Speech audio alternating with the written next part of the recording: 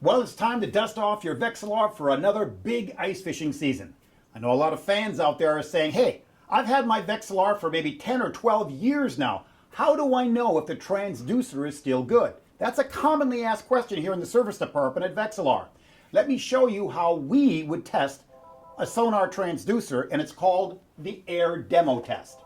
Simply take your unit and suspend the transducer just above a hard surface. In this case, I'm about 3 foot above the ground here working at the workbench. You cannot do it over carpet. It has to be over a hard surface so the sound can bounce back. Gain setting low.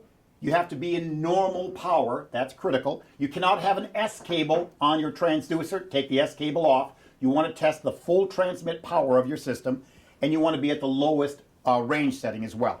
Now, when you turn your system on, if everything works perfectly, you should see a red signal at about 3 foot off the bottom with very minimal gain.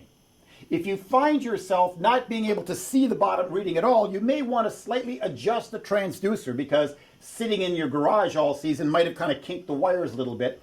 It's very critical that the transducer hangs straight down to get a good reading. If it's not hanging straight, you may just want to wiggle it a little bit, just like that, to make sure it's hanging straight down so you get a good red signal.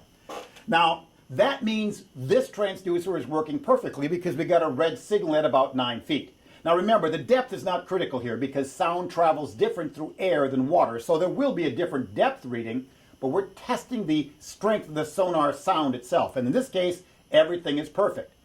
If you find yourself having to adjust your gain level beyond the 10 o'clock position to be able to make that transducer signal show up as red, then you've got a weak transducer. Now, it may not be hanging straight, so again, adjust your setting to make sure it's hanging straight. And you may want to clean the face of your transducer with a soft cloth and maybe a little dish soap to make sure there's no residue that built up on it over the seasons. But if you do all that, and you still have to turn your signal up beyond the 10 o'clock position just to be able to get the signal to red, your transducer is starting to fail you. Now, what this will mean is you still may be able to use it, of course, but what it'll mean is that you'll catch more interference from other anglers and your signals won't be as sharp and as crisp as they used to be. So this little simple air demo test will eliminate a lot of those phone calls coming into the Vexilar Service Center. Check it out right now to see if your Vexilar IceDucer is working properly.